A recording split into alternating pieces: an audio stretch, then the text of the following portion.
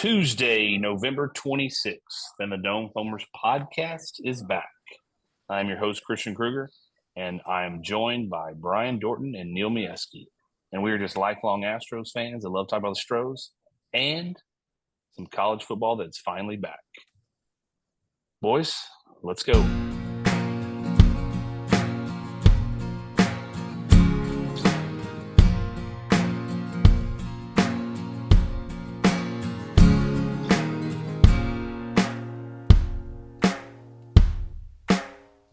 Well, this is episode 72. We took a little bit of a fall hiatus after baseball season, and here we are back together. I'm so glad you'll get to see my shining face. I know everyone's busy with all the kids' activities, but first things first, the Dome Foamers are back, and happy Thanksgiving to everyone out there that listens.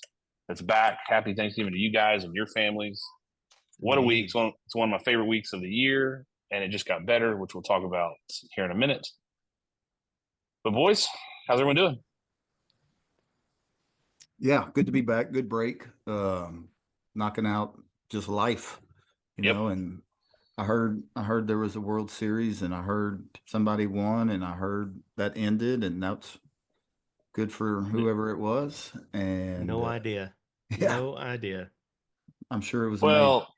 Neil brought up the World Series. I will say, at least we know the Yankees lost. Yes, I did hear that. I thought Soto would be the difference. Maybe not.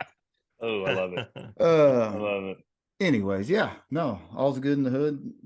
Get through Thanksgiving with family, and that'll be good. Jordan, how you doing? Same old, man.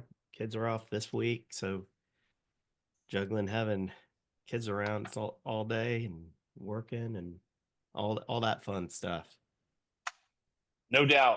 All right, so what we're going to talk about, this is obviously, as we know, as Dome Foamers, Astros-centric. We're going to touch on the Astros and some news and notes for the first short part of it. And then we're going to transition to the Lone Star Showdown that has been played 118 times, that we have all gone to multiple times, and it's just too big not to talk about. So let's knock out some Astros news and notes, some thoughts and opinions. What we know is Kikuchi has signed with the division rival Angels for 3 years and $63 million. This is something we touched on back during baseball season. The guy pitched great for the Astros. He did.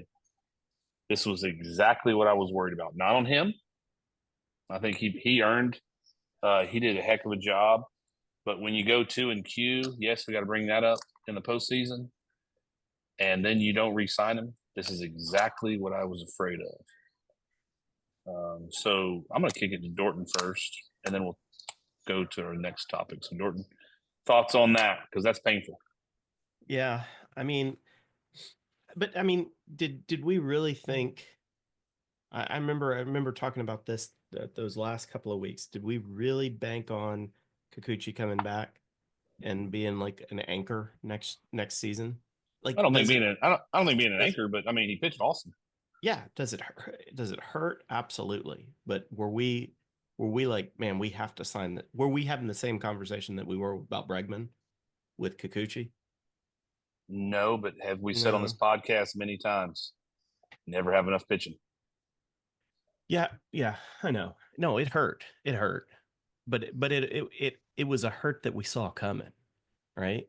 Yeah, I mean, I wasn't overly surprised. I was surprised by the team he went to. I was surprised by the team he went to. Yeah, maybe a little bit of that. But yeah, I feel like it was that slow train that's coming down the track, and you stand on it and you see it coming, and then when it finally gets there, it's like, oh yeah, okay, well, I've seen that coming for a while, right? Yeah, I mean, I think when I see us not re-sign him, I think more of the trade. That just another thing to where a rental for some could be really day to day outfielders or players with Wagner too. But it's yes, I get the trade, roll of the dice. He did his job. Yeah, it did not pay off, and it wasn't fault of his. No, for sure. So then you go, okay, he's headed to a division rival. I mean, the reality is, prior to the Astros getting Kikuchi, most fans did not know who this cat was. Right. And so the fact that he is going to the Angels, I mean,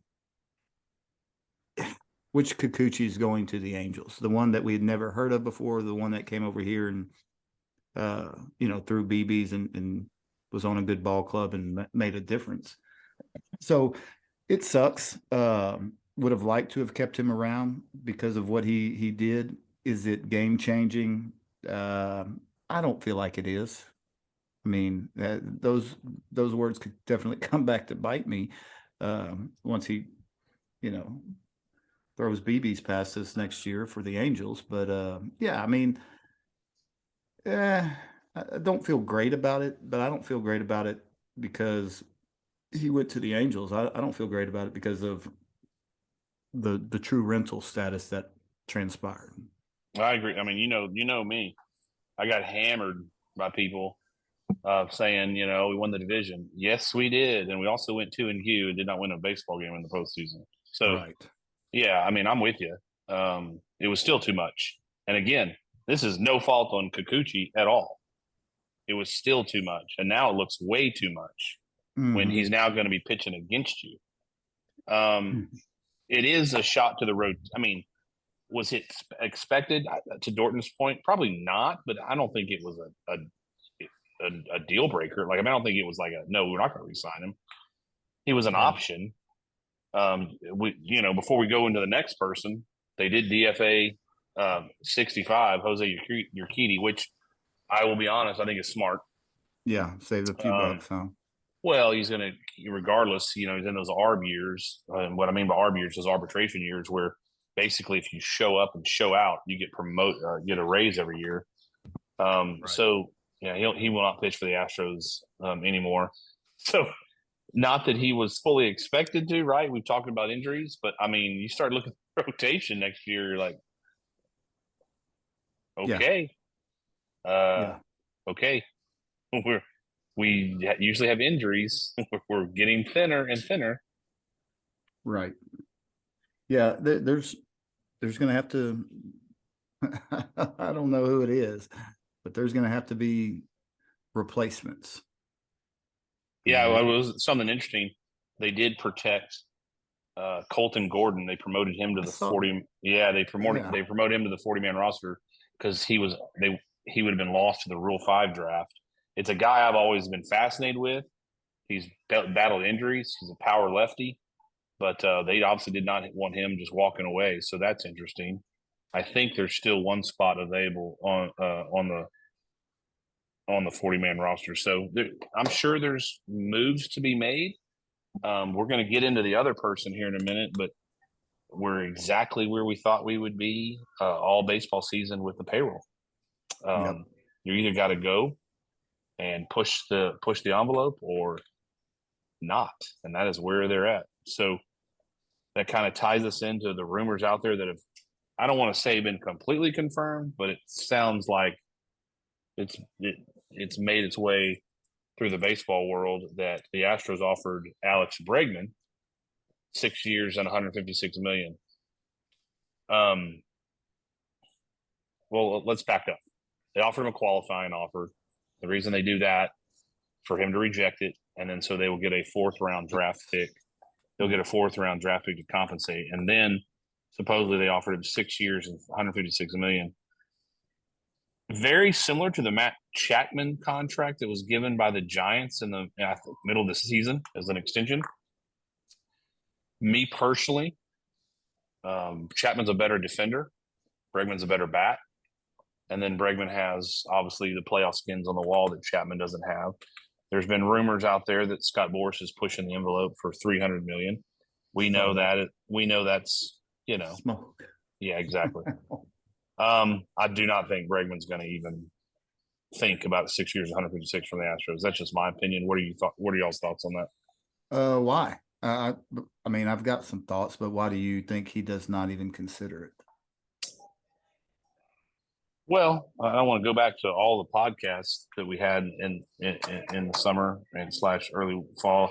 I think he's just ready for a change, and I think he'll get that. Okay, well, no, that's where I was, and okay. I think he'll get. So his mind's made up. Well, I don't want to say it's made up, but I think maybe a little bit. The problem, the issue is, it looks like the Tigers are going all in on him. Obviously, the connection with AJ Hinch. They need a third baseman. They're young. They're up and coming. He could be the veteran there. The problem is you have to live in Detroit. No offense to all the people that listen to our podcast in Detroit, but okay. I think even the ones that do listen in Detroit know, like, oh, that's a good point. I don't think Alex Bregman, his wife, the new kid, another one on the way, wants to spend the next 6 to 8 years in Detroit. I hear it's nice around December, January. I mean, yeah, beautiful area. Yeah, I'm with you. Like that. That's kind of what I thought. I feel like Bregman has made his choice. He's in some form or fashion floated these concepts out there, whether it be body language or what have you. But the sliver, and I say sliver of hope, I'm not sure what I really want, but the sliver of chances that he comes back remain just based off of what Jose Altuve had said and how vocal he has been. So I'd give it 95% chance that he's gone. I think that's about where I'm at. With the 5% chance that, something. Jordan, what do you think? Yeah, I think that I think we offer him 11 years, $350 million, and then we see what happens. You will see how much he wants to stay, right? It's easy. Where do I sign? I don't see issues with that. I get it. Like that's I say $1, you say $10, and yeah, let's see where we meet. But I say $1, you say $5,000. Well, and okay. I know, and that's what I wanted to talk about is like that's an average of $26 million. Like the three of us, and people that listen to this can't fathom that money, right? But Bregman thinks he's worth more, and Scott Boras is going to position himself for more. But it's a different world. Mean, I think to your point, I don't know if I think it's going to take like a blockbuster deal like that in order for him to stay. I don't think anything else gets it done. Okay, let me ask y'all something. I think we're all in agreement. I think Neil's 95-5 is pretty dang close. I'm trying to make myself be ready to accept when he signs with someone else, and I'm not there yet. But there are other things, and again, it's the off season. People are going to float stuff all the time, right? Sure. So we don't know validity of some of these rumors. You just find out who signs with who, he was traded. Do y'all think there's any truth to the Phillies and Astros talking about Alec Bohm, their third baseman, and supposedly that they are willing to trade him? For those that don't know, he's the third baseman of the Phillies. He's younger. He has 2 years of control, 2 more ARB years. Projection is $8 million this year, which probably means 11 or 12 the next year. And then he obviously goes to free agent. Do y'all think they're actually talking, or is that just complete smoke? I think they have to be talking. I hope they're talking to somebody. Yeah, I agree. I think because those conversations happen all the time would be my guess. Third base going to look like a big old desert over there. Okay, Jordan, you went right where I was going next. Why as an organization, why were we not prepared for this? That's my issue, is the short-sightedness. Again, I took heat from multiple people about my plan because they snuck in the playoffs. My plan looks a whole lot better right now. We don't make the decisions. We just have our opinions. But Alec Bohm will not be cheap. And we've documented on this podcast what we have and what we don't have in our minor league system. 2 years of control for, I would say, a very solid third baseman, solid hitter. Better than anything we have right now in the organization. Right. Other than, because currently Bregman's not a member of it. I don't even know where to begin. I'm assuming it would be 3 prospects and probably 2 of your better ones, or your best ones. So I don't know. That's come up a lot on the interwebs and social media. I don't know. I don't know what they do, because the options after that, there is no option. You're thin. Well, okay. We're not even thin. Let's play the we don't sign anybody. Who's playing third base next March? Well, when they had the option between Whitcomb and DeCenzo, they clearly went to Whitcomb. He had like 72 errors in 3 games at third base. So I saw it. I'm assuming they feel more comfortable with DeCenzo possibly at first. I don't think you can be confident with what you saw in a small sample size of Whitcomb there. Maybe it's just first time in the big leagues, jitters, whatever else. But after that, dude, the only other thing I can think of is maybe you move Bryce Matthews over there, who's a super athlete. But then the questions become the same things they were with my boy Joey Bats. He's got power. He can run. He strikes out a ton. Yeah. After that, dude, I don't know, man. Yeah, I mean, surely they're exploring what's out there. I agree. I mean, what are we able to trade? I mean, our biggest. Well, let me tell you what, the person I just said would be the Phillies would be the in that trade with Alex Bohm. Yeah. It's Alec Bohm. Yeah. Yeah. I mean, what a great time to be alive.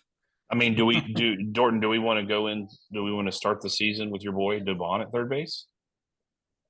I think you take his value away being able to play everywhere.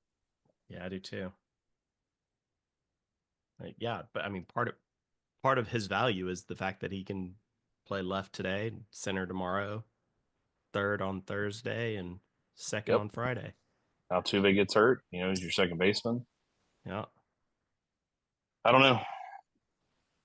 Yeah, not a lot of good answers other than see what's in the market. And then, again, if it's trade, who are we trading? If it's free agency, throw me some names. Throw me some dollars. We've looked at it. We've talked about it. Speaking of first day, what's our starting rotation right now? Fromber. Check. Then Hunter Brown. Okay. Arrighetti. Spencer. Mm-hmm. Okay. All righty. Things are getting thin. Yes, they are, because everyone else is hurt or DFA'd or signed with the Angels. Coffee maker is making progress. Should be good. Yeah. Uh-huh. Should be yeah. fine. Because Javier and what about Javi? Any word Javier? from Javier? Javier's on the.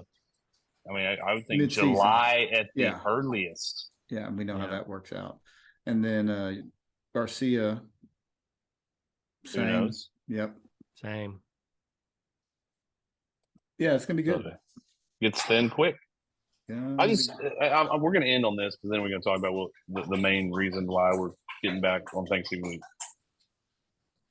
I just don't feel like they prepared for this. And you always have to understand that you could lose Bregman, Kikuchi, and whoever else, Verlander. I mean, you always have to be prepared that they can say no. And I just don't feel like they prepared for it. I don't. It does appear that way for sure. I don't think anybody can argue that. All right, anything else we want to transition? Go Stros. Go Stros. A lot of sounds good. Long off season. Long off season. Interesting for sure. All is the last thing, and just yes or no? Has the era ended?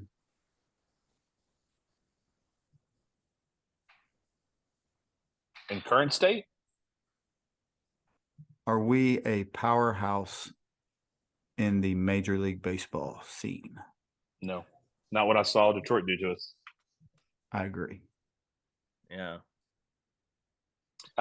One thing on the Bregman thing I meant to say, I have it in my notes right here, is I think it was Neil, but I don't want to. It might have been Dort, but I think it was Neil. I'm leaving that game with my middle one, the game 2, the final game of the year, and I'm in Katy, and Neil sends me, the tweet that Bregman had from the locker room, and I think that was the decision. Like, that was, hey, great time, love you guys, 2 rings, bye. I mean, if you think about it, that was basically a smoke signal saying, unless you're gonna do the Brian Dorton contract of 11 years, $350 million, I'm out. Yeah, and in the last game, regular season game, they took him out early, and I mean, all those things that are signals. So anyway, all right, cool. Let's rock and roll this thing now. Yeah. All right. So this is fun for all of us. Like, all of us, I've been to this game with both of you multiple times. The Lone Star Showdown, which, whatever, that's some fabricated name to advertise, to sell stuff. That's fine. A&M and Texas are back. The game's back. It took a 13-year hiatus. They've played 118 times. This will be the 119th meeting. This is a fabric of our childhood. Mm-hmm. Neil has the oldest child who probably remembers the last time she was very young. Dorton and I do not. My oldest was born, but he was so young he doesn't remember, and that's where it really is hard for me to fathom that our kids don't really understand this game.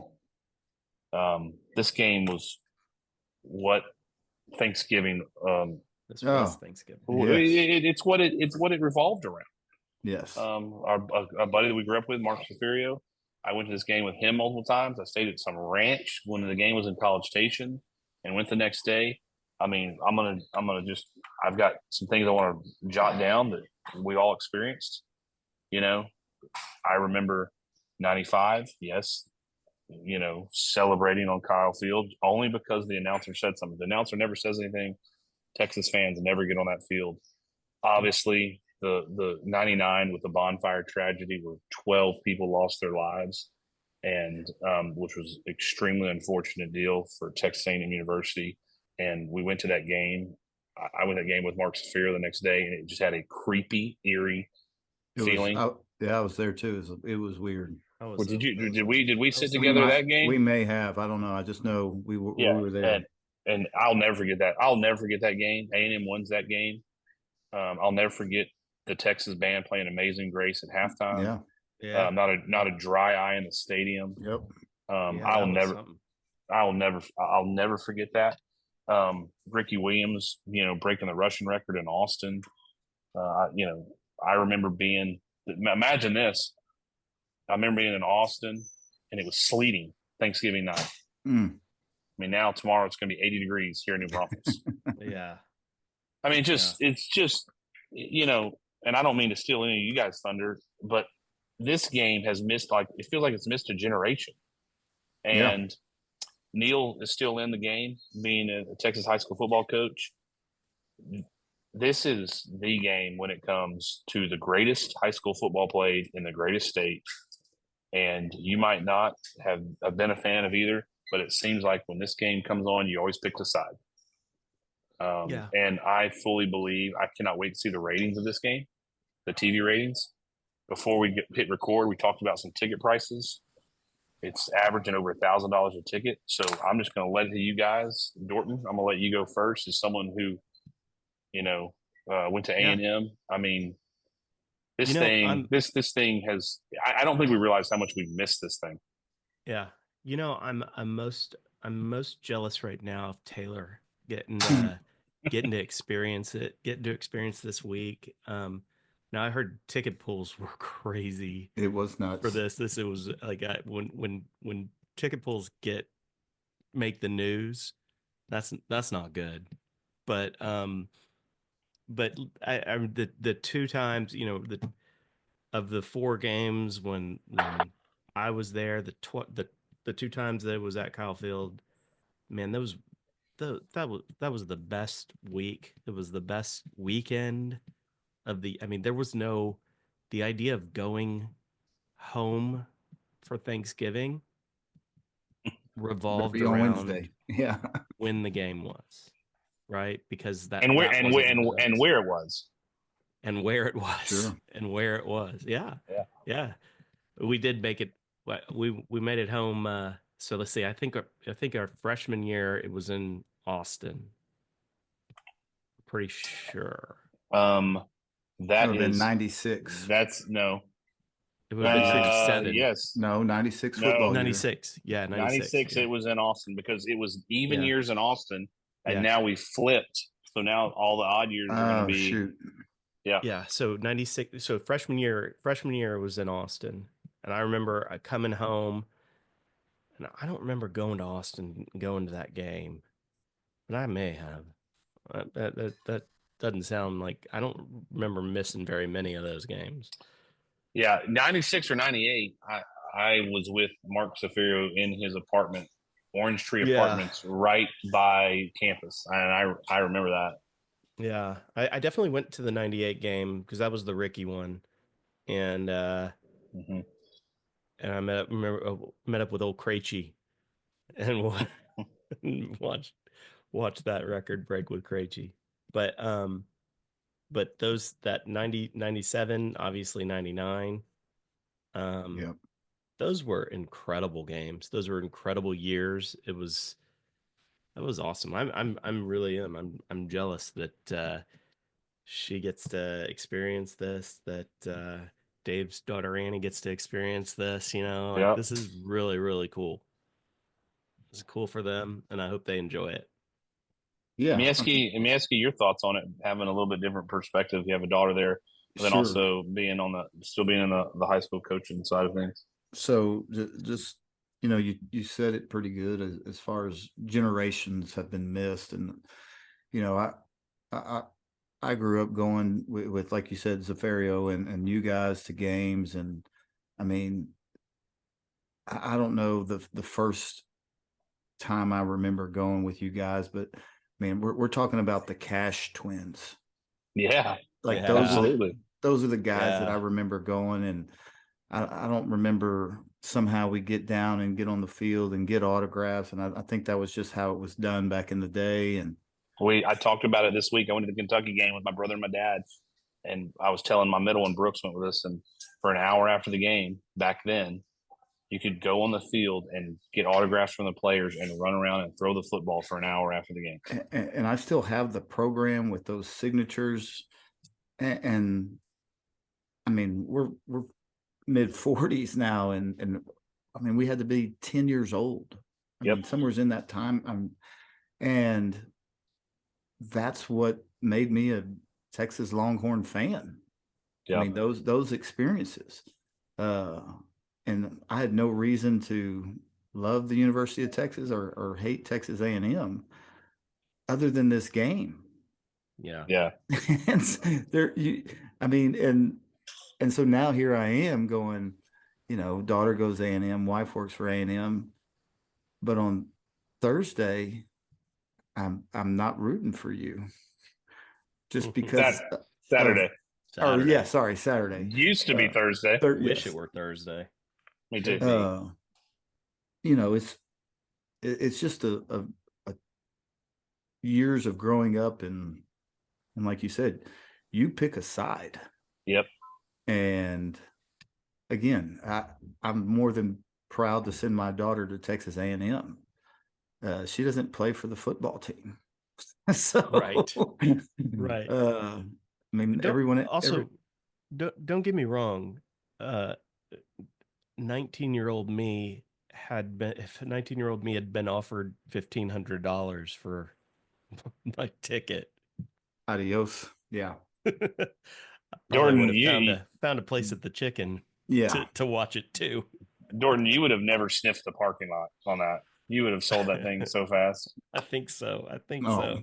At these prices, I think I would have. I don't blame you. But I mean, this game was always different to me. Like, I was blessed, obviously, with my dad having season tickets. I've seen Bo Jackson. I mean, I can go down the list. This game was always different. This game always felt different. Part of it is Thanksgiving, but part of it is just they're 90 miles away from each other. And I'll give Elko credit. I made fun of Elko last week for his Freudian slip that came back to haunt him. I know it wasn't that's the reason. But this month, yesterday or Monday, he said that these are the two largest entities basically in this state, and they're 90 miles away from each other. Why wouldn't they play each other? Yeah. And I think that's so true. Like, this is you I don't think we've realized until that thing is kicked off on Saturday night at 6:30. We obviously know a generation doesn't know, but I don't think how much we have missed it as the state of Texas. I have emailed and called both and every chancellor, board of regents, head coach, athletic director, and said that, I mean, when you say 90 miles between the two places, well, Giddings is directly in the middle, and I offered to host at our stadium, and I've not heard back. I think that would be that's so weird. You want to talk about ticket prices going up? Let's slim that baby down to about 4,000. And I mean, $4 million a ticket. Yeah, I don't see what the problem would have been. I mean, our visiting locker room's not very good, but I mean, it could have worked. It could have worked. Neutral site. And who needs? Let me tell you what. When you got Buffalo Stadium, that place at 6:30 Saturday night is going to be whatever expletive you want to use, adjective you want to use. It's not enough. No. That place is going to I don't think it can be explained. Yeah. And it should be. It should be. Yep. Everything that, 13 years have boiled up to this moment. There's no more, SEC, Big 12, it's all here. Yep. It's all here. And that's what made this game so good, is because you have to own the result. Yeah. Good, bad, whatever. And no offense to basketball and volleyball and baseball and all that. They've played each other. And it's been, hey, Texas won. Hey, A&M won. That's great. Nope. Yeah. It doesn't truly matter till the chin straps start popping and the game is back. And I'm a huge fan of Texas, Oklahoma, but that's just a different entity, meaning that it's at the Cotton Bowl. It's in Dallas. This game is just different, and it's because the entire state of Texas will tune into this bad boy Saturday night, and everybody knows the result. Mm-hmm. Everybody knows. There's no running from it. No. Yeah. And it's been like that. That's what it was. at the end of that game, you went home and you had to own it. And everybody is so divided on all of this and has their opinions, and that's what makes a great rivalry. And the reality is, people have been robbed for 13 years of this experience, and so to start it back up, 100% exciting, and I really just look forward to it continuing. Well, where is, so let's go around. Let's go to Dorton first. Where's everybody going to watch it at? Good question. We're trying to figure that out as we speak. I don't know. We're going to be coming back from Victoria, and I'm not sure. We might be here at the house. We might be at some friend's house. We'll see. All right, Neil. Yeah, we'll be cooking and eating it up at a friend's house. Again, around here, I don't know. It's we're middle. I mean, we're an hour from each direction, so it gets interesting. So I would say mostly Aggies, I guess, that I'd say I'm surrounded by. I would say so too. Around there. Yeah, just still the anti-Austin mentality, somewhat. No, I shouldn't say that completely, but yeah. So it'll be good. What time is the game? 6:30. So, I am going to. My family, we're going to Victoria for Thanksgiving, and I thought about watching with buddies. I thought about having just watching it here at the house, and I just felt like, due to all the games that old Royce took us to growing up, I just felt like I needed to watch this one with him. Awesome. And I'm going to watch it with him. That could be a blessing or a curse, and anywhere in between. And obviously, McGann, my wife, who is a fighting Texas Aggie, will likely be in another room watching it. So our house truly is divided. So it'll be interesting. But I just felt like, he took me to. I think I counted. I went year by year. With a little bit of his help this weekend, I think I've been to over 20 of these games. And so it just, it's one of those things that we're going to get in the back room with the big screen and pop it on and really just soak it in, absorb it. I mean, because people outside, I think, and Neil, I know I've said this 3 times. I mean, you being a coach, but people outside of the state of Texas, they don't grasp the magnitude of this. And I get it. You have rabid fans all over the country, but this, I'm telling you, man, with Texas high school football, all the coaches, and it's just different. And it feels like decisions used to be made. They did by high school athletes, football players, based off of not just this game, but the trend of the programs based off of this game. And so that's coming. I mean, I have to think that's coming in some form or fashion. Now, NIL has altered a lot of that too, but there's still kids want to go to a winner. Well, we're getting nostalgic, right, due to our experiences. But let's just play the facts here. If you really look back, this is probably the biggest game the 2 teams have ever played with each other. Traditionally, one is pretty good and the other's not, and vice versa. And sometimes the underdog wins that game. Sometimes they don't.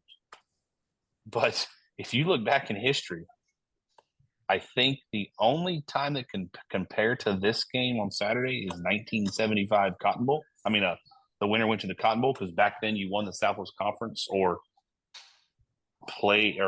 had a chance at the Southwest Conference to go play in the Cotton Bowl, and you were in the national championship picture. Thank God we have a playoff now and everything else. But if you really break it down, good luck for everyone out there that wants to find a 10-1 team versus an 8-3 team in this game. Mm-hmm. And obviously, the winner's going to go to the SEC championship and play Georgia. So the stakes And then, A&M controls their own destiny because if they beat Texas and they beat Georgia, they're in the college football playoff. Come on. You don't think that's bragging rights? Right. Texas wins. It doesn't matter what happened against Georgia, they're in. But it comes down to A&M being able to block Texas and vice versa. And that's a whole nother side of this. This would still be a big game if one team was 7-5 and the other was 8-3. But it's not. It's 10-1 versus 8-3 with a chance to go to Atlanta to play Georgia. Come on, I'm here for all of it. Yep. So good. So damn good, man. So we're getting near the end of this Thanksgiving podcast. So let's get right at it. Let's see who can get closest to the score prediction for Saturday night in Kyle Field at 6:30. Who wants to go first? Still 5.5. I looked a couple hours ago and it was, but good question, Dorton. Let me see a little refresher. Yeah, it's still 5.5. 48.5 is the over and under. Yeah. In my head, I've got 27-24 for some reason. Let's write this down. Write it down. You didn't pick a winner. Well, yeah. You mean was it assumed? I think we cover. So you're taking Texas. I think the Aggies cover. 27-24. I did not expect that. All right. Dorton. Neil, sorry. So Texas's offense scares me. A&M's offense has struggled. I think it's if I'm having to bet, I'm taking the under on this deal. First off, are you interesting? I just feel like I just don't. I don't know. Emotions and all that kind of stuff that wears off, and a game has to be played. Did you watch the Aggie defense last week? I know, but I'm still seeing Texas. It's a different game. I get it. I get it. And not if the same team shows up. It's not. I know, but I'm telling Dorton it's a different game. Listen, last week was pretty tough to watch. That was pretty tough to watch. I get it as an Aggie. That one was rough. Knowing what's on deck. Yeah. And knowing that if you play defense like that against this offense, or if we try and run the ball the way we did against this defense. Nope. Yeah. I'm gonna give you a counterpoint, which I know you'll understand. You're not going to Jordan Hare. You're at home. Oh, I know. And Saban said it last week before on I don't know if y'all heard him on, and as soon as I heard him say this, I was like, God dang it, he's right. But he was like, Jordan Hare at night, there's some voodoo magic going on there. He said, don't you even, he said, it's a big sucker. Them putting the Aggies, it's a big sucker bet taking the Aggies here. Yeah, the line came out 2.5 A&M. I knew right then. I know, but whoa. But yeah, okay. Neil, I'm gonna go 27-17. Texas. Yeah, Horns. This is interesting because I will say this: majority of national pundits are taking A&M in the points. Dorton took the points and they were covered, but a lot of people are, because it's at home, are taking A&M to win. Sure. I'll happily be wrong. Oh, I know you will. I'm very happy if I'm wrong. I know, right. and my phone will blow up. I know.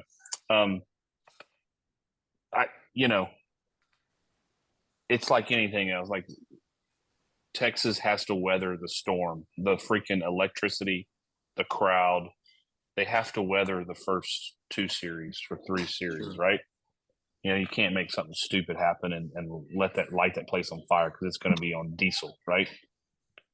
And so and to counter that, like the Aggies have to strike. Yeah, right no away. doubt. Have to.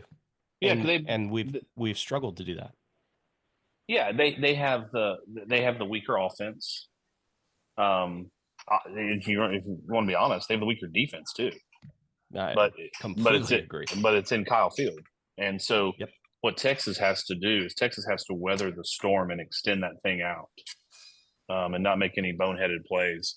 Which Texas has worn people down. You know, like you look at a halftime score of the Texas game and you go, what you expect maybe mentally and names and stuff. You go, and then you look at the final and you go, okay. Which is why I say it, like we have to strike early and hard. Well, I agree. I agree with Gordon. Like A&M needs to get a lead, and they need to get ahead. And if they do, then all bets are off, right? Mm-hmm. Yeah. If it stays, if it's trading punches and scores or no points, that's not good. I agree, Gordon. Yeah, coming down to the wire, it's kind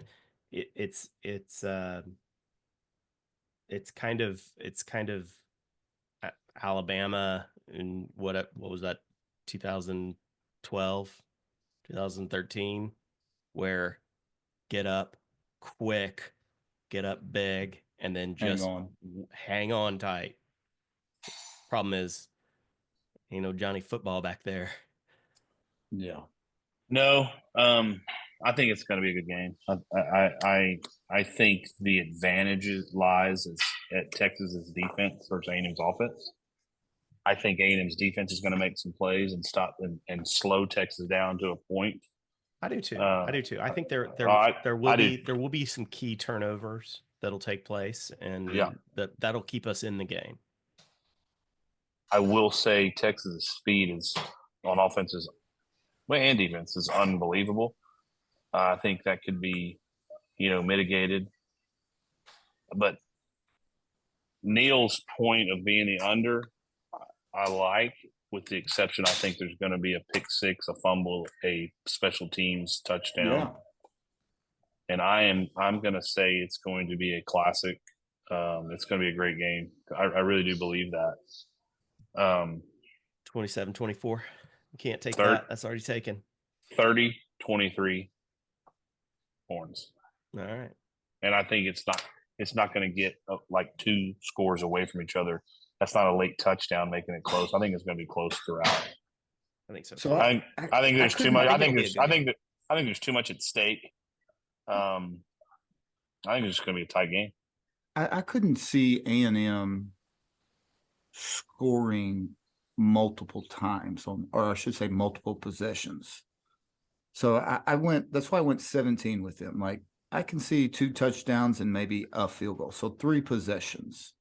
Before I saw the over and under, this is true. Like before, I was thinking about this Sunday before I saw that. I thought I still think this now seeing it because the over and under is very similar to what my thinking is. I think if Texas can get to 24, they're going to win. Yeah. If Texas can't get to 24, all bets are off. Now that's my mindset of what I see from an A&M defense, a Texas defense, and vice versa. But I think the key number for the game for Texas side is to get to 24 or more. Right. Well, and Texas defense is legit, and A&M's got a legit D line in front 7. A&M's weakness is the secondary. How is that going to be mitigated with the pressure they're going to bring? And can Texas block them? Right. Well, like with Brian, I mean, he's saying 24. So to me in my brain, I go, yeah. I mean that's 3 touchdowns and a field goal. That's 4 times they made something, score. When I hear 23, and I mean, because I'm saying this will probably happen exactly like this, or opposite of what I'm thinking. But I mean, to get to 23, you're talking about multiple field goals. Multiple times they have moved the ball and go down and score. So, like, I think of it, and I'm not saying this, I'm right. I'm just thinking of the number of times scoring opportunities, right? that they actually score, whether it be a field goal or a touchdown. I just don't see it happening more than like 3 or 4 times. Yeah. I mean, that's why I'm on the lower end of this. Yeah, but I agree with you. But you said there's going to be there's going to be a lot of 3 and outs. There're going to be a lot of 3 and outs. Mark my words. Mark my words. If this was a prop bet, I would take it no matter what the number was. Yeah. There will be a drop punt. Yeah. Now I don't know if the other team will recover, but there will be a muff punt. What's the weather? Someone's going to try on Saturday. Someone's going to try to make a play. Someone's going to put pressure on themselves, try to make a play. There's going to be a drop punt, and that just, you know what I mean, Neil? That takes that. Yeah. You drop a punt, you're in the red. I mean, you're Field in the position. territory. Yeah. And that's just. I just think that's going to happen. Yeah, it's going to be who weathers the storm when they make a mistake. Yeah, and I mean, I know Reed came in and did great against LSU late, who was clearly unprepared. It just seems like that surprise is over. And Brian, correct me if I'm wrong, I've watched it, but haven't just, locked in on it. But he struggles to throw it sometimes. Well, this is what I think about it. He's as good as our QB2 right now. Yeah, at accuracy. No, he's better. But I will say this, Neil, to that point, and we'll wrap this bad boy up. He's going to make plays, and he's going to make plays with his legs. Yeah, this Texas defense lets you do that once or twice, and then they batten the hatches down, man. Yeah, and that's where I just I seen the A&M offense struggle, and they're going to have a vibe and all those types of things because of the game. But at some point in time, who you are shows up. I mean, it's. I wish I could be here without paying $2,000 to be in the stadium. I really do. Yeah, I want nothing to do with being there. I actually prefer. I'm looking. That's the old man in me, though. I'm looking forward to watching this one not in the stadium. I am too, watching it with my dad and my family. But I'm gonna tell you this right now: I would be there. Y'all know me. I'd be there in a heartbeat. I'd be there in a heartbeat. If someone could drop me off at the front of the stadium, and then pick me up once it's over, I mean, sign me up. I've had some and I'm just gonna leave this. I've had some very uncomfortable car rides back from Austin and College Station back to Victoria in this game. Yes. Very uncomfortable. I think the year that we ran out on the field, Mr. Z lost his keys in the bleachers. I don't know if you remember that. We had to hop back into the bleacher. I do. And they were in his pocket.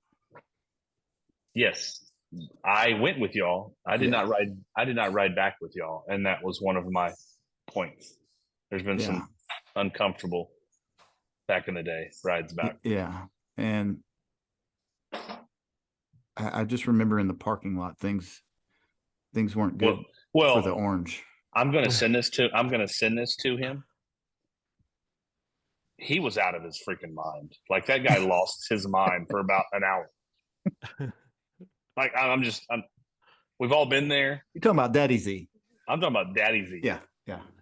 Daddy Z had an out-of-body experience that night. Yeah. And I was too naive back then to know what the hell was going on. But when he found his keys that we were looking for in his pocket, that was Neil, I stopped in Giddings, Texas. Oh my! It used to be on the outs, heading to Victoria. I believe it used to be a Conoco gas station. Okay. This is you weren't even there. This was 95. We were juniors in high school or whatever. And I called my parents from a payphone to let them know I was okay. Yeah. and then I was on my way home from a payphone in Gidding, Texas, Conoco's. Yep. Yeah, I mean, Saturday night through Giddings. I'm just telling you, anybody south of here, that's the route. Yep. And it'll be nuts. I mean, any Texas home game, Houston to Austin is 290. Oh my God. It's insane in the membrane. And anyways, yeah, it'll be awesome. Well, enjoy it, soak it up. And for all those that are listening to this, do the same. I mean, this thing's needed to be back. I cannot believe it's been a decade plus 3 years that it hasn't. That still blows my mind. So that is crazy. Any last thoughts? You want me to get my wife's prediction? Sure. What's your prediction of the game Saturday? 23-20 Ags. Right. Yeah, girl. That sucks. Because she's going to be right. That would be great. That'd be great. Miesky, please, no. Oh, man. That would be fantastic. She's listening. She's got AirPods in, too, listening to some book, and she's, like, yelling. Like, what? What was said? I was giving her props. I know. All right, boys. I'm glad we got back together. Yeah. We'll do a conference championship deal if any Astros news breaks, and then we'll do a playoff deal. The playoff rankings came out tonight. We don't have time for that right now because honestly, they don't matter. It doesn't matter. Yeah. No, everything's going to change. Yep. Again, hope everyone has a great Thanksgiving. Enjoy the time off. Enjoy time with your family. You're blessed. We're all blessed. Enjoy it and enjoy the experience we're going to have Saturday night. Indeed. With that being said, go Stros. Go Stros. Go Stros.